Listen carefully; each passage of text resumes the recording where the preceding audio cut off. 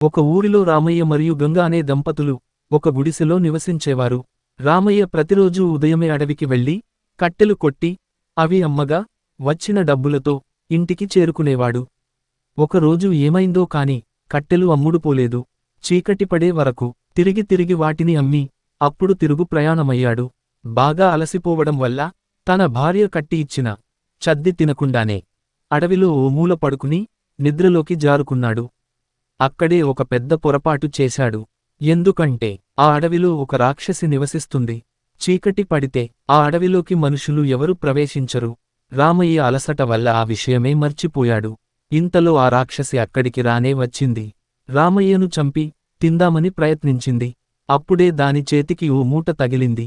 మూట విప్పి చూసింది. అందులో ఆవకాయ అన్నం వాసన గుప్పున దాని ముక్కుపుటాలకు తగిలింది. అది దానికి చాలా నచ్చి ఆత్రంగా ఆ అన్నం మొత్తం తినేసింది. ఇంతలో రామయ్య దాని అలికిడికి ఉలిక్కిపడి నిద్రలేచాడు. ఎదురుగా చెట్టు అంత రాక్షసిని చూసి గజగజా వణికిపోయాడు. అంతలో రాక్షసి, భయపడకు మానవా, నీవు తెచ్చిన ఆహారం నాకు చాలా నచ్చింది. అందుకే నిన్ను చంపకుండా వదిలేస్తున్నాను అని చెప్పి అక్కడి నుండి వెళ్ళిపోయింది. ఇంకేం బ్రతక జీవుడా అని అనుకుంటూ రామయ్య ఊర్లోకి పారిపోయాడు. కాని కథ ఇక్కడితో అయిపోలేదు. రామయ్యను రాక్షసి చంపకుండా వదిలేసిందే కాని ఆవకాయ అన్నం రుచిని మాత్రం మర్చిపోలేకపోయింది. తన చుట్టూ ఎన్ని జంతువులు సంచరిస్తున్నా వాటి జోలికి పోలేదు. ఇది ఇలాగే కొనసాగితే ఆకలితో తాను చనిపోవడం ఖాయమని అనుకున్నది. తనకు తెలిసిన కామరూప విద్యతో తన రూపాన్ని మార్చుకుని రామయ్యను వెతుకుతూ బయలుదేరింది.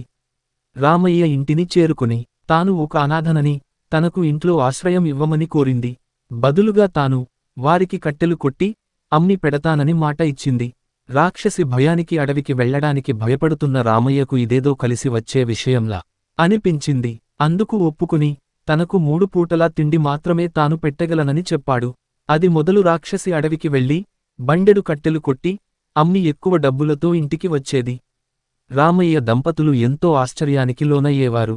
చూస్తుండగానే వారి పూరి గుడిసె కాస్త భవనంలా మారింది. రామయ్య దంపతుల రూపురేఖలే మారిపోయాయి. ఇదిలా ఉండగా ఒకరోజు వారి ఇంట్లో ఆవకాయ పచ్చడి అయిపోయింది.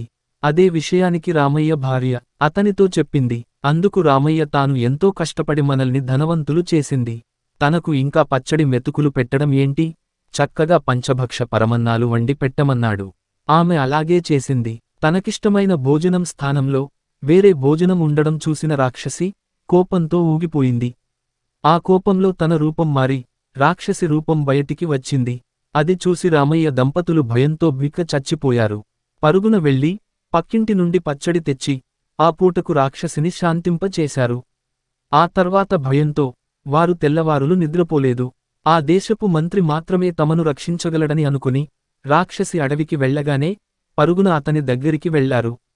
మహారాజుకు ఈ విషయానికి తెలిస్తే రాక్షసికి ఆశ్రయం ఇచ్చినందుకు తమకు శిరచ్ఛేదం తప్పదని, మీరే ఎలాగైనా కాపాడవలసింది అని మహామంత్రిని వేడుకున్నారు.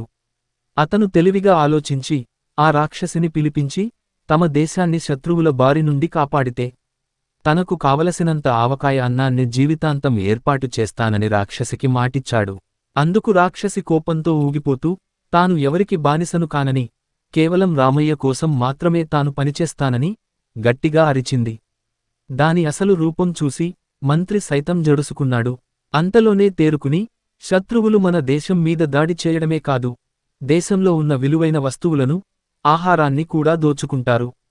నువ్వు దేశాన్ని రక్షించకున్నా పర్వాలేదు, దేశంలో ఉన్న ఆవకాయ పచ్చడి మొత్తాన్ని శత్రువులు దోచుకోకుండా రోజూ రాత్రి నువ్వు కోట గుమ్మం దగ్గర కాపలా ఉంటే సరి అని సర్ది చెప్పాడు.